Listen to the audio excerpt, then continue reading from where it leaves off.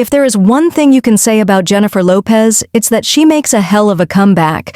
The star was close to tears this week at the premiere of her new movie, Kiss of the Spider-Woman, at the Sundance Film Festival in Utah. There was a standing ovation not for the movie, which is important, I think, but for her, said New York Post critic Johnny Oleksinski, who was at the premiere. The audience leapt to their feet when she walked out onto the stage of the Eccles Theater. Same theater where Best Picture nominees like Call Me By Your Name, Boyhood, Whiplash, and Little Miss Sunshine premiered. That had to have been validating for someone who rarely gets that kind of recognition. In fact, Lopez is already earning the 2026 Oscar buzz for the big screen version of the Tony-winning musical. "I've been waiting for this moment my whole life," she told the crowd at Park City's Eccles Theater. "The reason I even wanted to be in this business is because my mom would sit me in front of the TV and West Side Story would come on once a year. I was mesmerized and was like, that's what I want to do. This is the first time I actually got to do it." J.Lo's emotional appearance comes on the heels of her very own Annus Horribilis, a rocky 2024 that saw the demise of what was supposed to be her fairy tale second chance with Ben Affleck. Last year started off with the release of This Is Me, now a love story, a fever dream musical trip through Lopez's 4 marriages, and the documentary The Greatest Love Story Never Told, which featured scenes with Affleck. And although the singer came under fire for pushing their love story into the spotlight, including using Affleck's love letters for her new album, sources told Page Six that he was the brains behind the doc. Months later, the pair's marriage, which came more than 20 years after their first engagement, fell apart in public, while Lopez's This Is Me Now album met with poor reviews and sales, and she canceled her concert tour. Now Lopez is ready to reinvent. "There's a lot of positivity for the year ahead," said a source who knows Lopez. "It's a big year for her.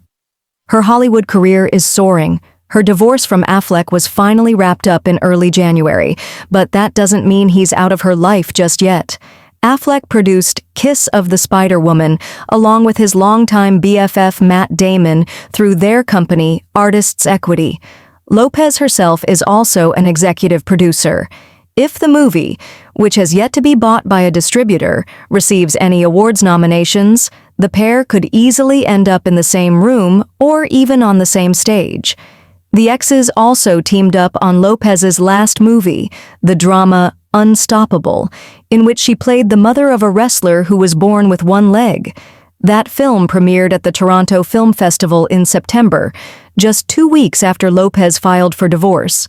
She turned up in a FK at revenge dress with open sides that showed off her incredibly toned body. As Page Six revealed at the time, Affleck was nowhere to be seen at any of the screenings, surely by design. As a Hollywood Awards insider told us, "The director and cast can be the face of the film. Producers don't need to be there."